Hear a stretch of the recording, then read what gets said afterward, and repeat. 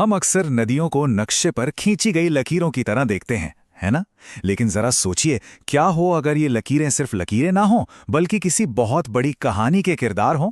देखिए, दुनिया में कई जगह नदियों के नाम उनके रंग रूप पर रखे जाते हैं, पर भारत में यहाँ हर नदी की अपनी एक पहचान है, अपनी एक दिव्य कहानी। तो चलिए आज इन्हीं कहानियों में उतरते हैं। तो देखिए, ये है भारत का नक्शा। ये जो नदियां हैं, ये देश की जीवन रेखाएं हैं। लेकिन ये सिर्फ पानी की धाराएं नहीं हैं। कल्पना कीजिए कि इनमें से हर नदी का अपना एक अलग व्यक्तित्व है, एक अलग पहचान है, जो सदियों पुरानी कहानियों से बनी है। दुनिया भर में अगर देखें तो नदियों के नाम अक्सर बड़े सीधे साधे होते हैं, जैसे रियो ब्लांको मतलब सफ़ेद नदी, या वांगहो मतलब पीली नदी, मतलब जैसा रंग वैसा नाम। लेकिन भारत में यहाँ मामला बिल्कुल अलग है।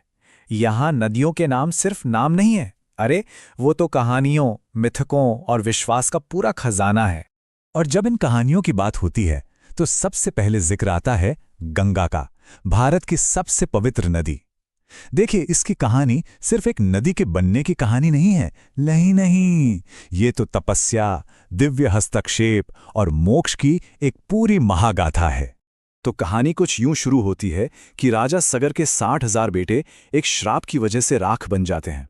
अब उनकी आत्माओं को मुक्ति दिलाने के लिए उनके वंशज राजा भगीरथ हजारों साल तक कठोर तपस्या करते हैं। उनकी भक्ति देखकर देवी गंगा स्वर्ग से धरती पर आने को तैयार हो जाती हैं। लेकिन एक बहुत बड़ी मुश्किल थी, उनका बहाव इतना तेज था कि पूरी पृथ्वी तबाह हो सकती थी। तो इस तबाही को रोकने के लिए भगवान शिव आगे आते हैं, और यहीं पर पौराणिक कथा और भूगोल एक हो जाते हैं।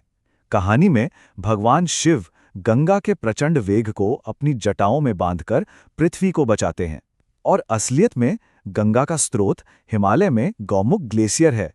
तो इस तरह एक दिव्य कहानी धरती पर एक असली जगह से जुड़ जाती है ना कमाल की बात? और जानते हैं, ये पूरी कहानी गंगा के कई नामों में आज भी जिंदा है। हर नाम अपने आप में एक पूरा चैप्टर है। उन्हें भागीरथी कहते हैं क्योंकि भगीरथ उन्हें धरती पर लाए। उन्हें जानवी भी कहते हैं क्योंकि एक कहानी है कि ऋषि जनु ने उन्हें पूरा पी लिया था और फिर अपने कान से बाहर निकाला। तो ये सिर्फ नाम नहीं है, ये तो उनकी पूरी यात्रा के मील के पत्थर हैं। तो चलिए अब गंगा से आगे बढ़ते हैं और उत्तर भारत की दूसरी बड़ी नदियों और उनकी कहानियों को जानते हैं। सबसे पहले बात करते हैं यमुना की, गंगा की सबसे बड़ी सहायक नदी। पौराणिक कथाओं में वो मृत्यु के देवता यम की बहन है और सूर्य देव की बेटी। जरा उनके परिवार के बारे में सोचिए। शायद इसी दिव्य कनेक्शन की वजह से माना जाता है कि यमुना में डुबकी लगाने से मौत का डर खत्म हो जाता है। और फिर आती है एक रहस्यमयी नदी, सरस्वती। ये एक ऐसी नदी है जो आज दिखती तो नहीं, लेकिन लोगों की आस्था में बहुत गहराई से बसी हुई है। ऐसा माना जाता है कि वो जमीन के नीचे बहती है और प्रयागराज में गंगा और यमुना से मिल जाती है, जिससे बनता है पवित्र त्रिवेणी संगम। मतलब भले ही वो आंखों से ओझल हों, पर एक देवी के रूप में आज भी पूजी जाती हैं। अब जरा पूरब की ओर चलें। यहां हमें मिलती है ब्रह्मपुत्र नदी।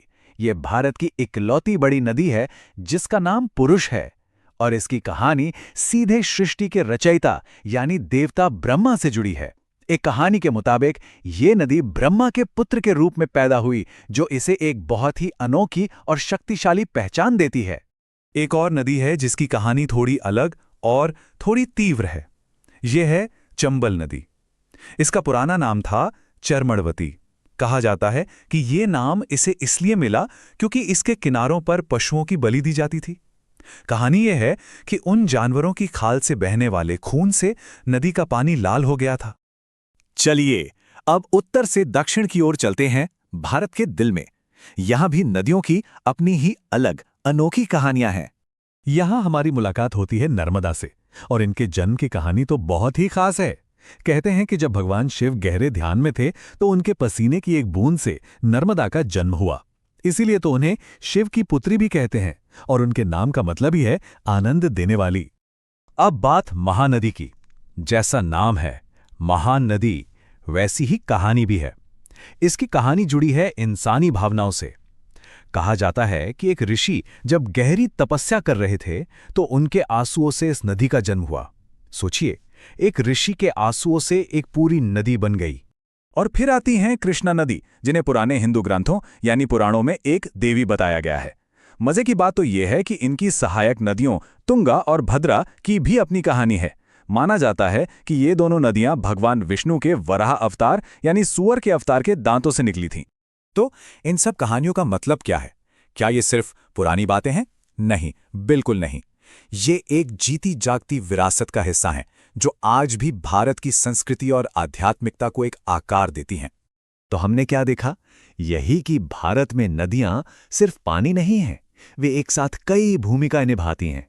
वो गंगा की तरह पाप धोने वाली हैं, जीवन देने वाली माँ हैं, सरस्वती की तरह पूजी जाने वाली देवी हैं और यमुना की तरह मोक्ष का रास्ता दिखाने वाली भी।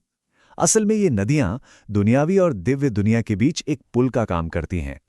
ये पूरी यात्रा हमें यही दिखाती है कि कैसे इन कहानियों ने नदियों को पानी के स्रोतों से कहीं ज्यादा पवित्र बना दिया। और ये हमें एक बहुत जरूरी सवाल पर लाकर छोड़ देती है। अगर ये नदियां वाकई माता, देवी और मुक्तिदाता हैं, तो आज इनकी पवित्रता को बनाए रखने की जिम्मेदारी किस